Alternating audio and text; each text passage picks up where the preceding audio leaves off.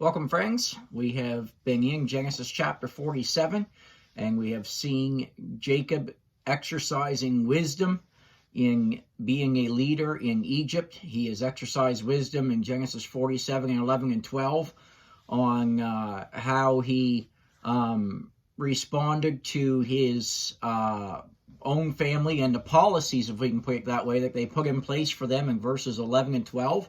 And now we want to look at how he exercises wisdom in this policy toward the Egyptians in Genesis 47, verses 13 through 26. So let's read those verses, and then we want to comment on those verses today.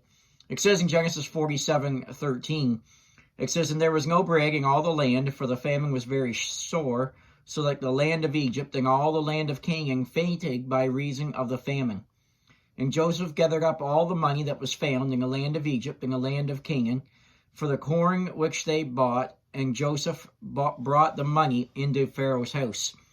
And when money failed in the land of Egypt and in the land of Canaan, all the Egyptians came from Joseph and said, 'Give us bread, for why should we die in thy presence, for the money faileth?' And Joseph said, 'Give me your cattle, and I will give you for your cattle if money fail.' And they brought their cattle unto Joseph, and Joseph gave them bread in exchange for horses, and for the flocks, and for the cattle of the herds, and for the asses, and he fed them with bread for all their cattle for that year. When that year was ended, they came unto him the second year, and said unto him, 'We will not hide it from my lord, how that our money is spent. My lord also hath our herds of cattle. There is not aught left in the sight of my lord but our bodies and our lands. Wherefore should we die before thine eyes, both we and our land? Buy us and our food for bread, and we and our land will be the servants unto Pharaoh, and give us seed that we may live and not die, that the land be not desolate.' And Joseph bought all the land of Egypt for Pharaoh, for the Egyptians sold every man his field, because the famine prevailed over them, so the land became Pharaoh's. And as for the people, he removed them to cities from one end of the borders of Egypt even to the other end thereof. Only the land of the priest bought he not, for the priests had a portion assigned them of Pharaoh, and did eat their portion which Pharaoh gave them, wherefore they sold not their lands. Then Joseph said unto the people, Behold, I have bought you this day and your land for Pharaoh. Lo, here is seed for you, and ye shall sow the land. And it shall come to pass in the increase that ye shall add the fifth part unto Pharaoh, and 4 parts shall be your own, for seed of the field, and for your food, and for them of your households, and for food for your little ones.' And they said, Thou hast saved our lives. Let us find grace in the sight of my Lord, and we will be Pharaoh's servants. And Joseph made it a law over the land of Egypt unto this day, that Pharaoh should have the 5th part, except the land of the priests only, which became not Pharaoh's." So as we look into these verses, we see how that Joseph deals with the land of Egypt and how he provides food for them during this time of famine. We see in verses 13 and 14 that the grain that they had for food was sold for money until all of the money in the land was gone. Now, some would say, if they had so much, why would they sell the food during that hard of a time? But yet, I want you to understand, Joseph was wise to sell the grain instead of giving it to the people. If he had given them the grain, he would have destroyed the Egyptians. And the reason why I say that is because the Egyptians, like many people in North America today, are notorious wasters. So what Joseph did by making the Egyptians pay for the food is he is forcing them to conserve not only their food, but also their finances.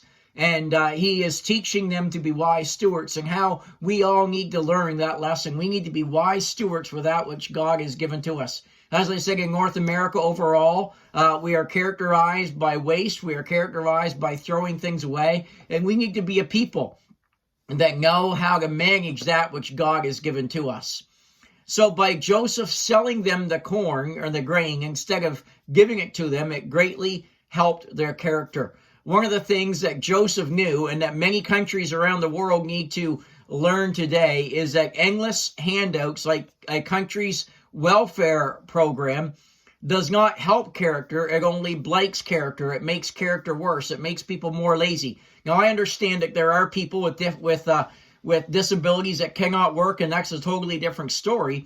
But yet we see that we should not be encouraging laziness in our country or in any country around the world or in the life of any person for that matter. Then we see after their money was gone that the Bible tells us in verses 15 through 17, and we're not going to look at this in great detail. We'll just comment on these things. Money is gone. So in verses 15 through 17, they trade their livestock for grain. What good is their livestock to them if there is no grain? They can't even feed their livestock without grain. They can't take care of their livestock. And they realize the wise thing for them to do at this point is to turn the livestock over to Pharaoh so that they can get grain, and so that the people that can take care of the livestock somewhat would be able to do that. And no doubt many of them were even turned over to Joseph's brothers, who were taking care of the cattle and the sheep in that area.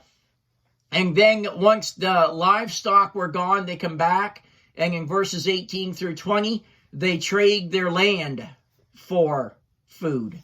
And they realize, what advantage is our land going to be to us if we starve to death? You know, you can have land, but if you die, what good is the land to you? And then we see in verse 21 that the people are moved to the cities, which makes sense. It was in these cities where the grain was stored. So as Joseph moves these people to the cities in verse 21, it makes it way easier to feed these people and to look after them, because now they are all together. And then we see in verse 22 that the priests of Egypt were not disturbed. It says there, only the land of the priests body not, for the priests had a portion assigned them of Pharaoh, and did eat their portion which Pharaoh gave them, wherefore they sold not their land. So the priests still kept their lands. And then in verses 23 and 24, we find that the people are given seed to plant, but they are also given a tax. It's a 20% tax. In verses 23 and 24, it says, then Joseph said unto the people, behold, I have bought you this day in your land for Pharaoh. Lo, here is seed for you, and you shall sow the land, and it shall come to pass in the increase that you shall give the 5th part unto Pharaoh, and 4 parts shall be your own, for seed of the field, and for your food, and for them of your household, and for food for your little ones. So we did a couple of things here. First of all, sharing the grain with the people gave them work to do.